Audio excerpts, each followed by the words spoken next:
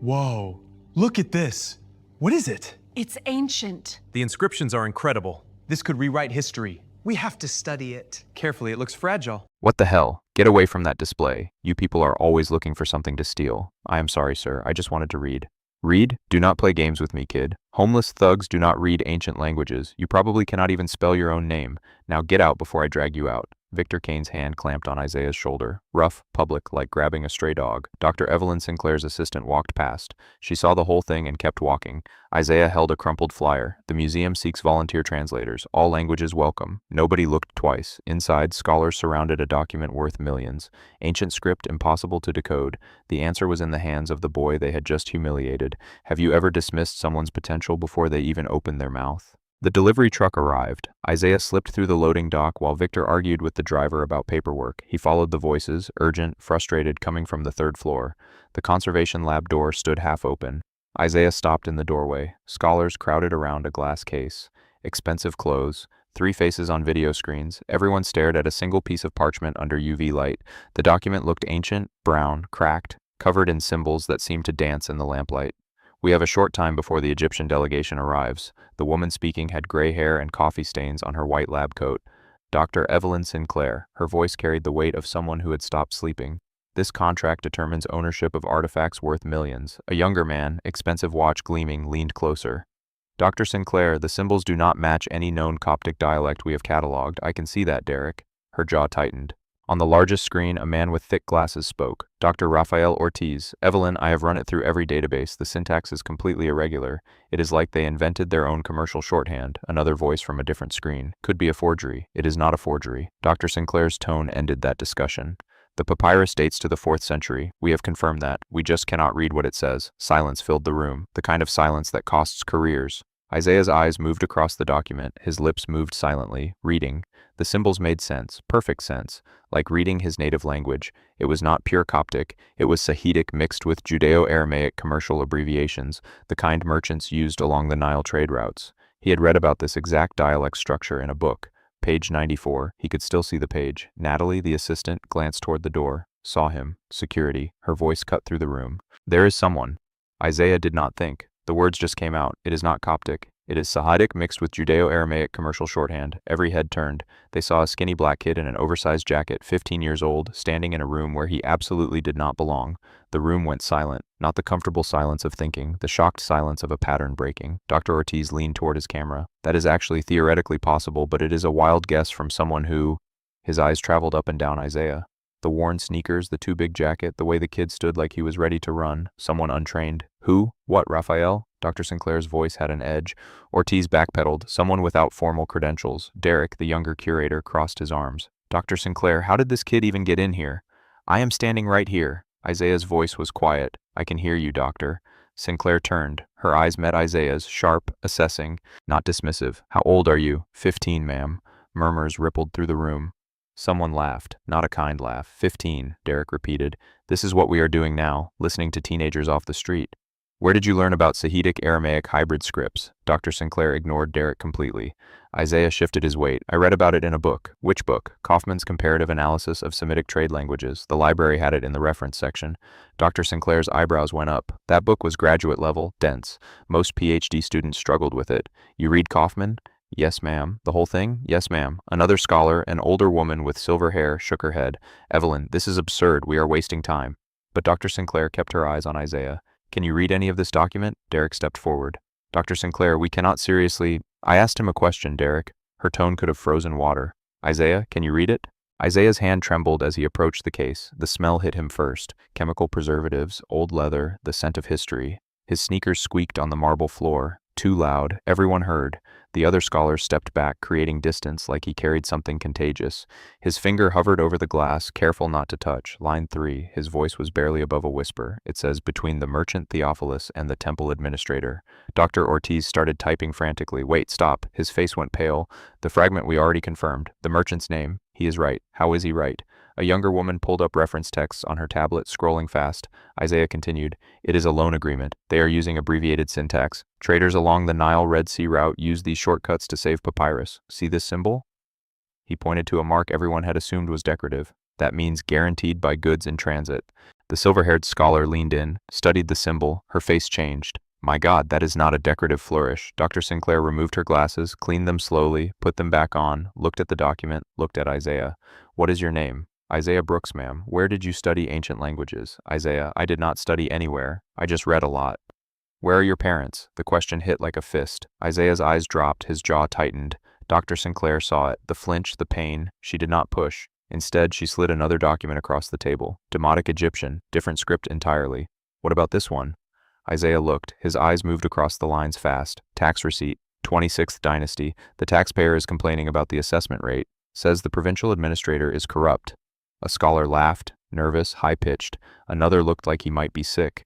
Derek pulled out his phone, started researching, trying to fact-check a homeless teenager in real time. Dr. Ortiz's voice came through the speaker. Evelyn, I do not know what is happening right now, but that demotic translation, I just cross-referenced it. He is accurate, completely accurate. Someone whispered, he is just a kid. Isaiah heard it. Everyone heard it. Dr. Sinclair's voice cut through. He is a kid who just did what 12 of us could not do in hours. She looked at Isaiah, really looked, like seeing him for the first time. Where do you sleep, Isaiah? The question hung in the air, heavy, uncomfortable. Isaiah did not answer, did not need to. Everyone in the room suddenly understood why his jacket was too big, why his shoes were worn through, why he had been on the loading dock at dawn. Dr. Sinclair asked the question everyone was thinking. Where do you sleep, Isaiah? The words pulled him backward to when everything still made sense. The public library on 42nd Street, that is where it started. Isaiah was young when his mother died. Cancer, fast. His father was already gone, sentenced for a crime he swore he did not commit. No appeals, no family to take a kid nobody wanted. Foster care lasted a short time. The family was nice enough, but their son was not. And when things went missing, everyone believed the foster kid did it. Isaiah learned fast. When you are black and poor and not really theirs, you are always the easy answer. He ran. The library became home. Open late, warm, safe, full of books that did not judge. Mrs. Nguyen noticed him first, the Korean librarian in her 60s who had worked reference for 30 years. She saw him memorizing textbooks, entire pages, word for word.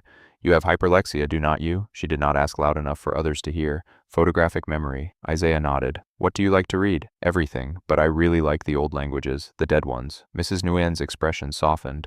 Why the dead ones? Because they cannot judge you. They just exist. They are beautiful, and nobody speaks them anymore, so they cannot tell you you are not good enough. 27 books. That is how many linguistics texts lived in the library's collection. Isaiah read them all, some twice. The words stayed in his head like photographs. Perfect recall, every symbol, every grammatical rule, every footnote. Ancient languages made sense. They had rules, patterns, logic, unlike the world that took his mother and father and any chance at normal. Then the library closed. Renovations, budget cuts, temporary, they said. Isaiah lost his sanctuary. Months of subway platforms, museum steps, shelter beds when available. Always moving, always one security guard away from another confrontation. He kept one book, water damaged, spine broken, a discard stamp in red ink. Introduction to Semitic Languages. Some nights when sleep would not come, he would read it by streetlight, the same pages over and over, remembering when he had a place that wanted him. Now he stood in a room full of scholars who had gone to the best universities, who had families and homes and health insurance, and he could read what they could not. Dr. Sinclair made her decision in seconds. I need you to stay. Help us finish this translation. Security guard Victor still stood in the doorway, arms crossed. Dr. Sinclair, is this wise? He is just a kid who broke in. She did not look at him. He is more qualified than half the people in this room. I will take full responsibility. Natalie, the assistant who had avoided Isaiah that morning, spoke up. But he is a minor. We need parental consent for anything official, liability issues. Then I will be his guardian for today. Dr. Sinclair's tone allowed no argument. Get the paperwork. She turned to Isaiah. Are you hungry? He hesitated, nodded. Natalie, order food, whatever he wants. She pulled a lab coat from the closet, adult size. It hung loose on Isaiah's thin frame. You work here now, temporarily. We will figure out the rest later, she said. A bottle of water and a notepad in front of him gave him space at the table between two scholars who looked like they had swallowed glass. The hum of UV lights filled the silence. Pencils scratched as people took notes from a 15-year-old homeless kid. The absurdity was not lost on anyone. Isaiah's voice grew steadier as he read. Line by line, the contract revealed itself. An agreement between a merchant and a temple, transportation of sacred artifacts, penalties for breach, insurance clauses, witness requirements. His finger traced the symbols, never touching the glass, just following the words like reading a bedtime story. This clause here specifies delivery timeline, 30 days from the new moon, payment in silver weighed in the temple, verified by 3 witnesses. Dr. Ortiz leaned into his camera. The historical records support this. Temple silver trade was common in that period. Derek whispered to another curator, "Not quiet enough. This is embarrassing. We are trusting a street kid." Dr. Sinclair heard, "Derek, either contribute or leave. Your choice." Derek went silent, but his expression said everything. Then Isaiah stopped. Line 8. Different script woven into the Sahidic. "This section. I need a minute." "What is it?" Dr. Sinclair asked. "Old Nubian. I have only seen it once in one book. Let me—" He closed his eyes. The room watched, some skeptical, some curious, all uncomfortable. Isaiah's fingers moved in the air, tracing invisible text. His lips moved silently, recalling pages he had read. Seconds passed. Felt like hours. His eyes opened. "It is a witness clause. Requires 3 signatures, one from a Nubian trade partner. Proves the agreement crossed regional boundaries." The silver-haired scholar pulled up records on her tablet. Scrolled. Her eyes widened. Nubian trade witnesses were standard for high-value contracts crossing Egyptian Kushite territories. This is correct." Dr. Ortiz's voice crackled through the speaker. "How old were you when you read about Old Nubian?" 13. Someone made a sound, half laugh, half disbelief. "You memorized a book about Old Nubian at 13. Another scholar's voice carried pure skepticism. "I do not try to memorize. It just stays." Dr. Sinclair's phone buzzed. She glanced at the screen, her expression tightened. "The museum director wants an update." She looked at Isaiah, the kid who had been thrown out hours ago, who was now translating a document worth millions. "I need to tell him something. Are you certain about this translation?" Isaiah met her eyes. "Yes, ma'am. I am certain." She nodded, stood, smoothed her lab coat. "Then that is what I will tell him." She walked toward the door, stopped, turned back. "Do not let anyone make you feel small while I am gone." The door closed behind her. Isaiah sat at the table, surrounded by scholars with decades of experience and Ivy League degrees, and they were waiting for him to tell them what came next. The boardroom was all glass and leather, city views and expensive art. Alan Hargrove, the museum director, sat at the head of the table. 62, white, $3,000 suit, a man used to control. "Your source is a homeless teenager." His voice carried disbelief and something sharper. Disgust. "Evelyn, a 15-year-old black kid off the street." Dr. Sinclair kept her spine straight. "My source is someone who can read languages your entire staff cannot." "The optics, Evelyn." He leaned back, fingers steepled. "A child, no credentials, living on the streets. What if he is running some kind of con? What if you are being played? Played into what?" Accurate translations verified by 3 PhD linguists. Board members watched through video screens, silent, judging. Patricia Vance, the museum's legal consultant, shook her head. Expensive highlights caught the light. "Dr. Sinclair, we cannot present this to the Egyptian delegation. The translator is a minor. Where are his parents? Who is legally responsible if something goes wrong?" 3 separate experts have confirmed every line he has translated, confirmed based on his initial reading. Patricia's tone sharpened. "What if he is wrong? What if this is all an elaborate—" "An elaborate what?" Dr. Sinclair's voice went cold. "A con by a child who can barely afford to eat? We have our reputation to consider, and he has his life to consider, his future, his one chance." Hargrove stood, walked to the window, looked out over the city like a king surveying his kingdom. "You are willing to stake your career on a 15-year-old homeless boy?" "Yes." "Your tenure, your reputation, 20 years of work?" "Yes." "For a kid you met this morning, for accuracy, for truth, for not letting prejudice decide who gets to be brilliant." Silence stretched, uncomfortable, heavy. Another board member spoke. Older man, Boston accent. "Evelyn, even if the boy is right, he is a child, a troubled child.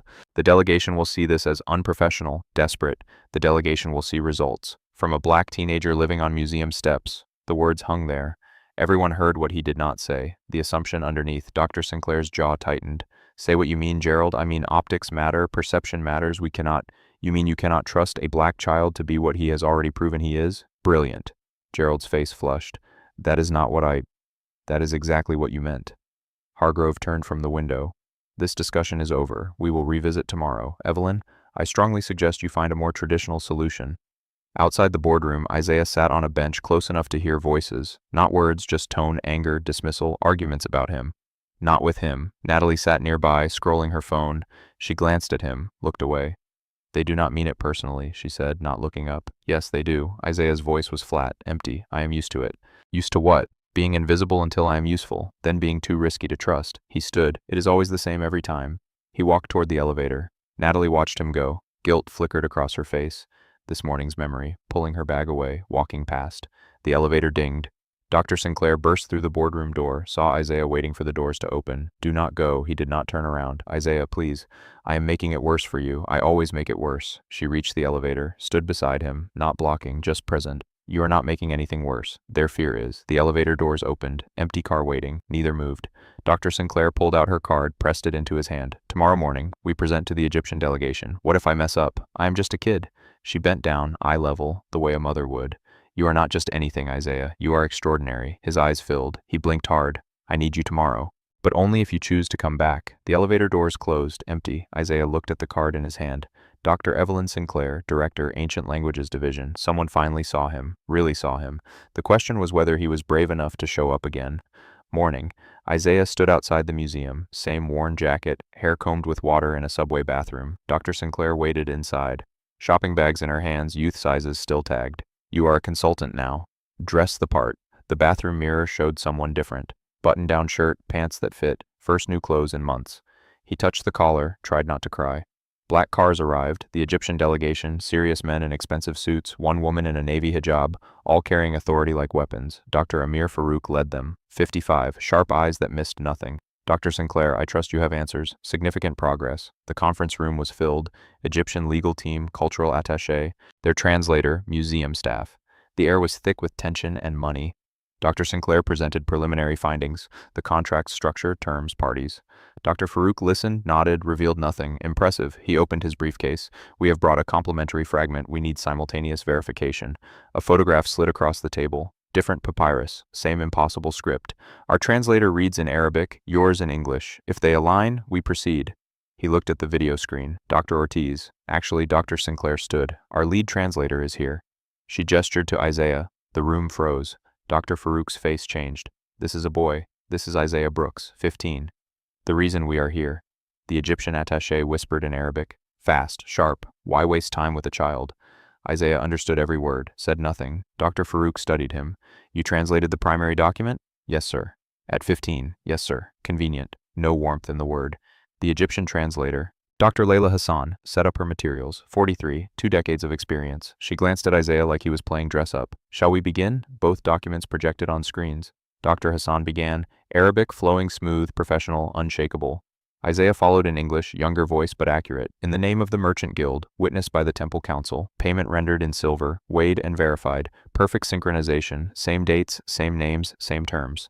Clause 7. Both stopped. Dr. Hassan switched to English. This section references, Isaiah finished, a third-party Nubian witness. We identified him yesterday. She stared.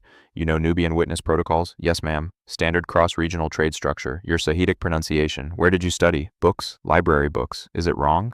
She removed her glasses, cleaned them, put them back. No, it is museum quality. Long pause. From library books. Yes, ma'am.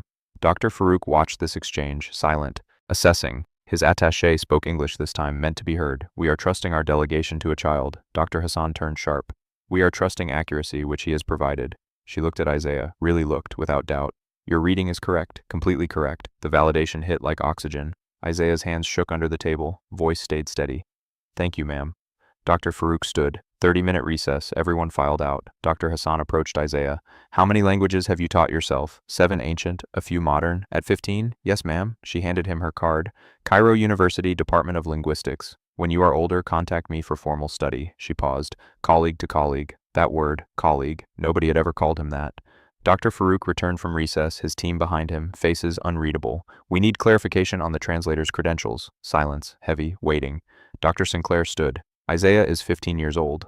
He has no formal degree, no school record for the past months. Museum Director Hargrove went pale. Evelyn, she continued louder.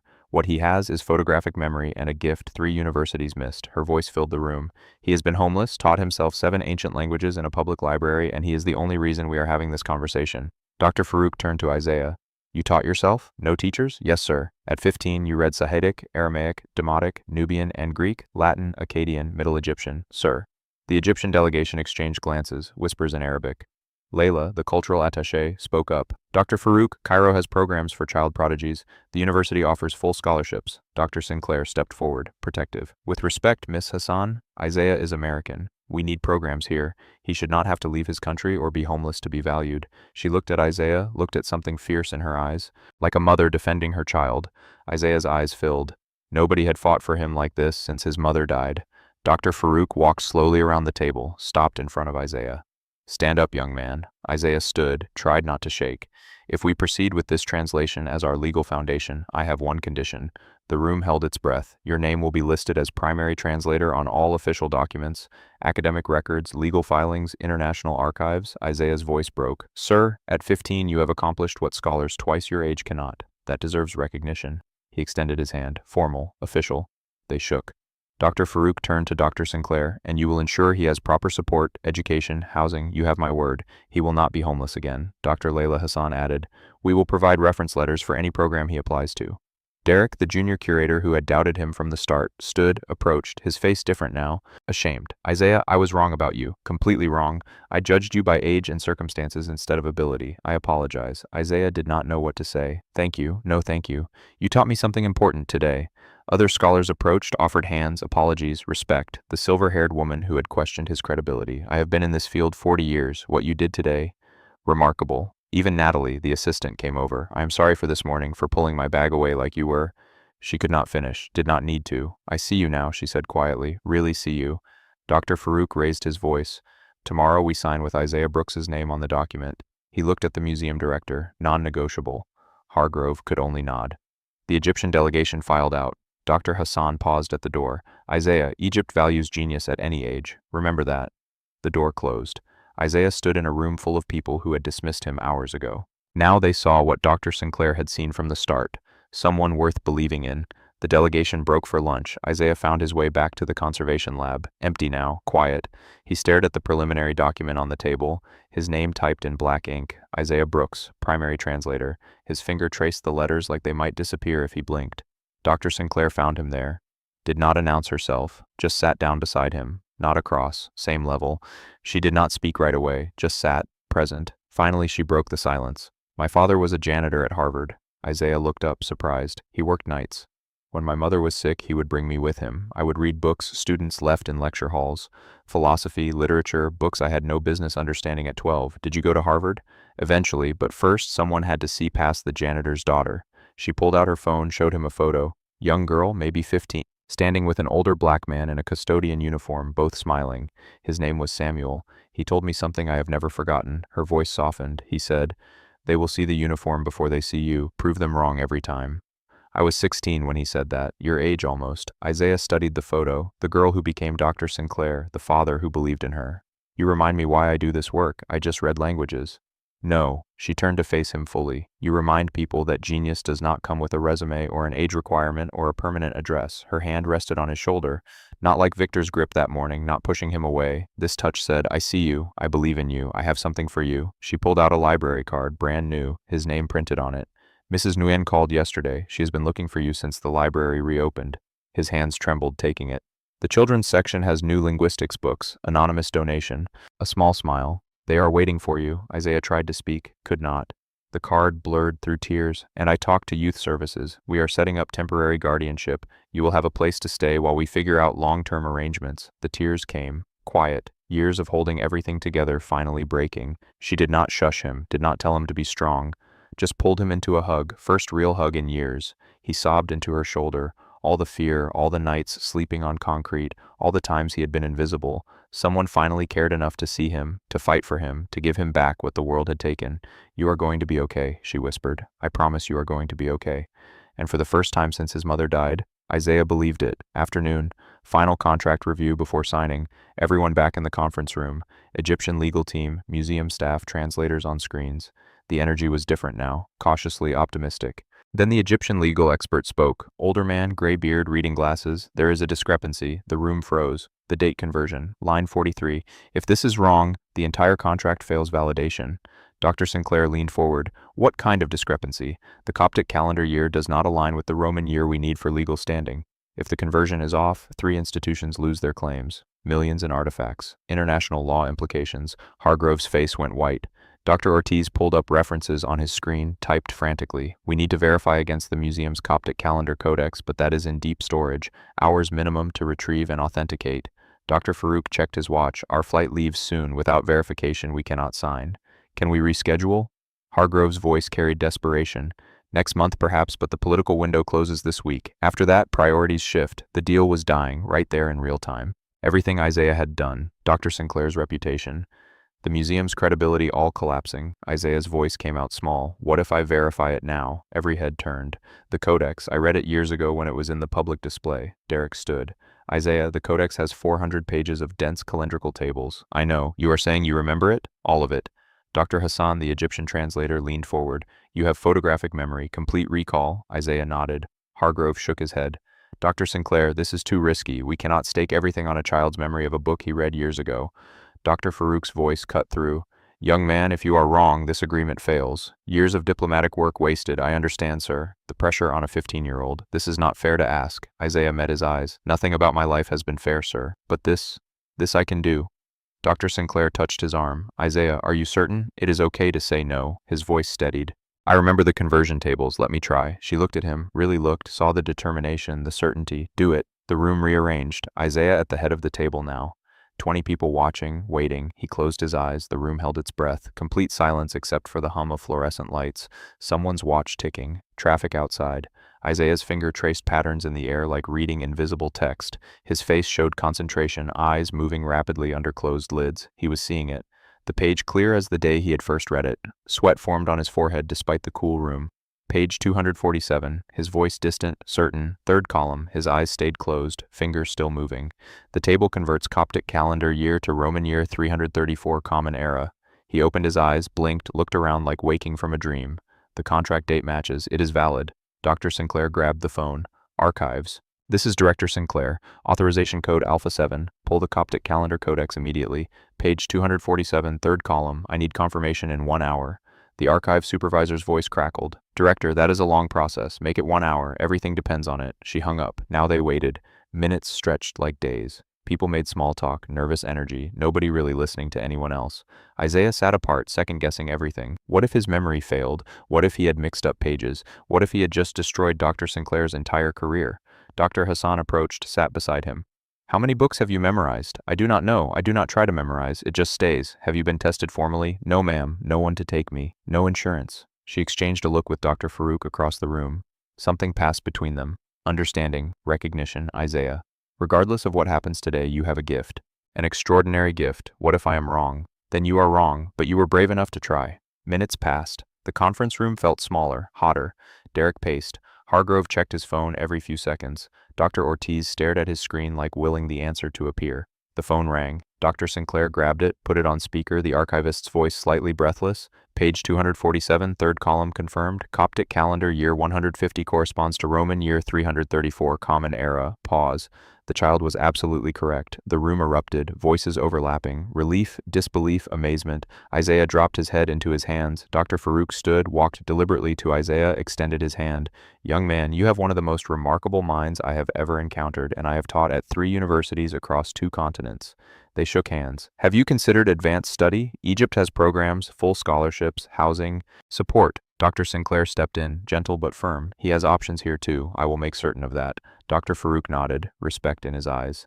Then America is fortunate. The Egyptian team gathered their materials, preparing to leave, return for the signing. But Isaiah could not stay. The adrenaline draining left him shaking, empty. He excused himself, found the ancient Egypt gallery, the one he had walked through dozens of times when the museum was open.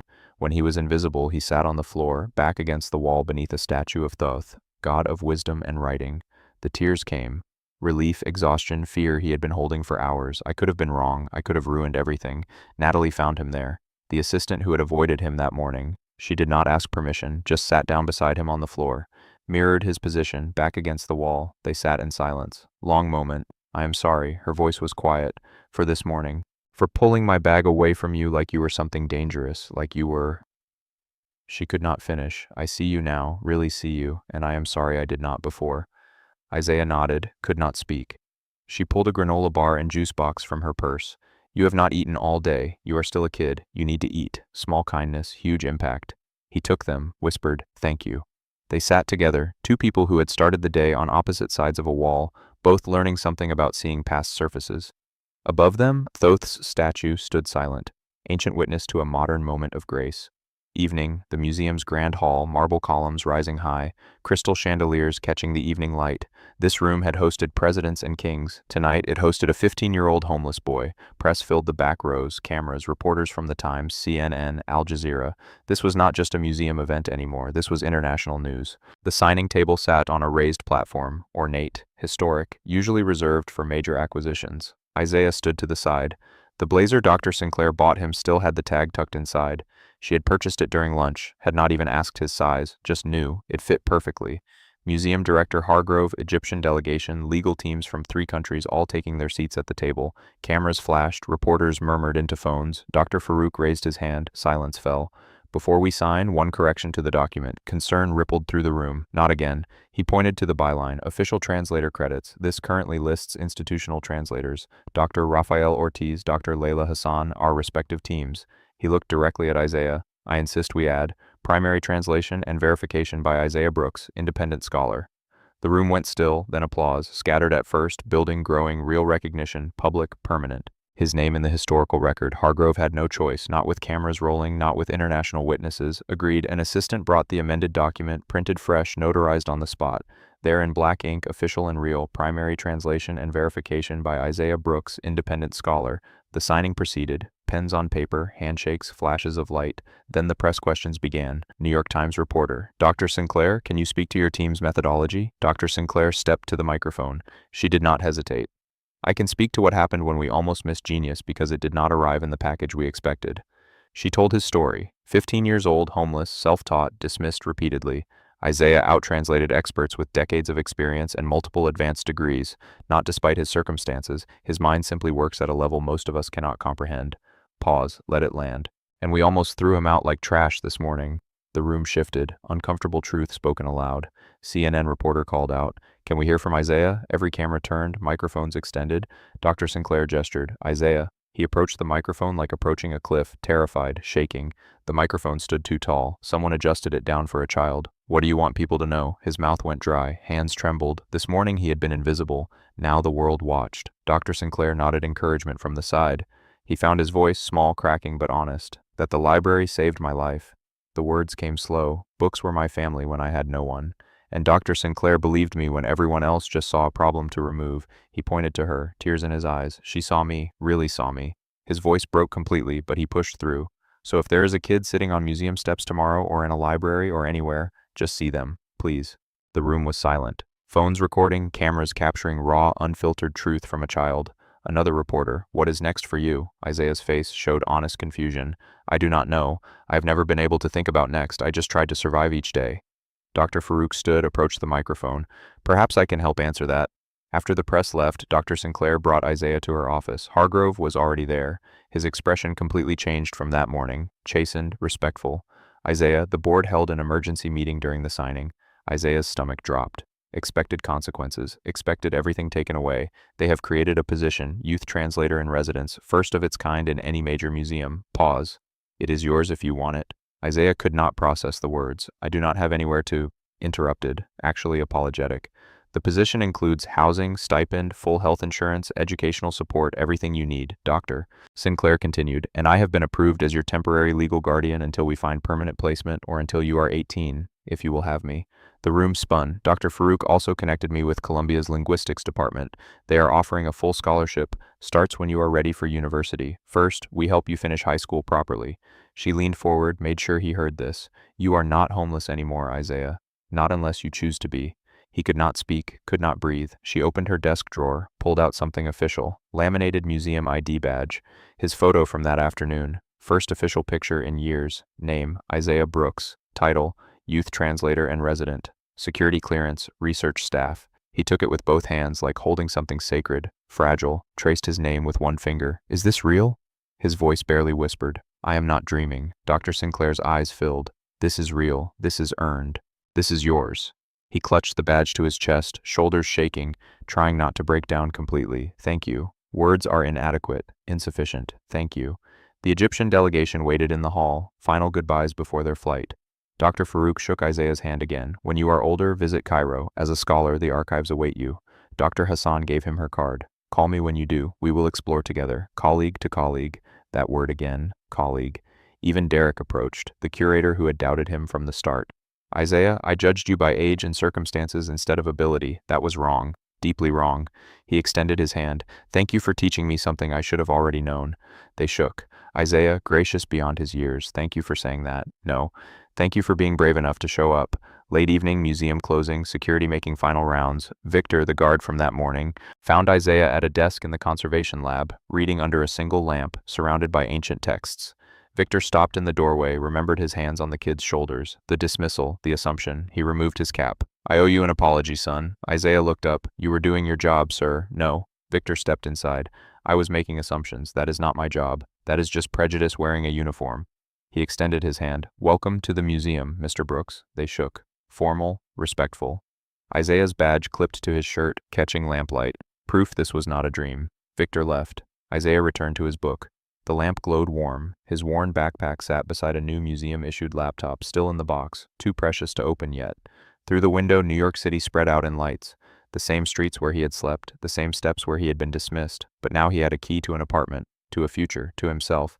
If this were a film, it would show the small figure in the vast library, show how he belonged here, how he had always belonged, but this was not fiction. This was a 15-year-old boy who had survived homelessness and prejudice and a world that tried to make him invisible, and he had won, not by changing who he was, by proving who he had always been.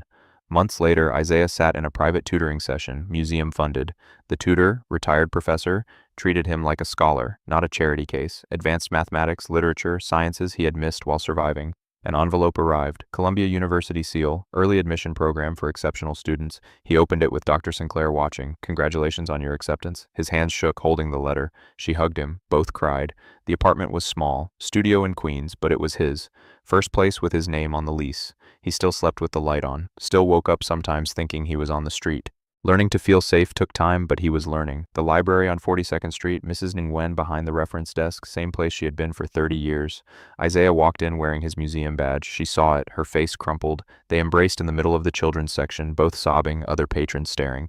I knew you were special, she whispered. I always knew. You saved me. You saw me when I was invisible. No, baby, you saved yourself. I just gave you books. Dr. Sinclair's office wall told the story. Framed photo of Isaiah with the Egyptian delegation, another of him receiving the museum's Youth Achievement Award, a third of him giving a tour to school kids his age. She looked at them every day, reminded herself why the work mattered. Dawn, same time he had been dismissed months ago.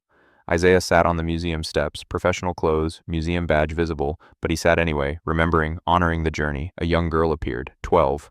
Black school uniform worn at the edges, carrying a library book. Introduction to Ancient Greek. She sat on the steps, started reading. Isaiah smiled. That is a tough one. Good choice. She jumped, pulled the book close, protective. I am not doing anything wrong. The words hit him. She expected to be moved along just like he had. I know. I used to sit here too, waiting for the library. She nodded, suspicious. You like languages? My teacher says it is weird. Nobody thinks it is cool. He saw himself at 12, so clearly it hurt. I think it is cool. I work here. I translate ancient languages. She looked skeptical. You are not that old. I am 15. Started learning when I was your age. He showed his badge. Her eyes went wide. That is a real job. Very real. He pulled out his card. If you want to see the real artifacts, the ancient writing, call this number. Ask for me. I will give you a personal tour. She took the card carefully, like something valuable. For real? For real. Someone gave me a chance. I want to do the same. She studied the card, then his face. Why? Because every kid deserves to be seen. Really seen, she nodded slowly. Did not quite believe it yet, but wanted to. I will call. Maybe. I hope you do. She left, clutching his card and her Greek textbook.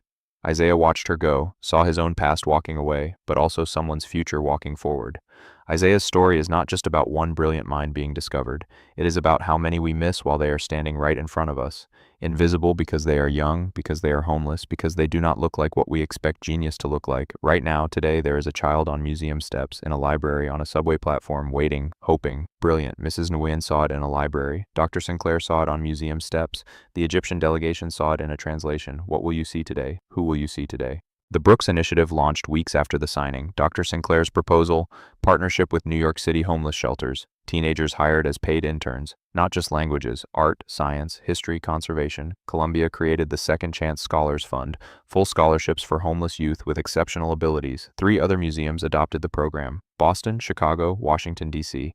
Mrs. Nguyen reopened the library's evening program, safe space for homeless youth, books, warmth, hope, one story, one person who chose to see instead of dismiss, ripples spreading outward.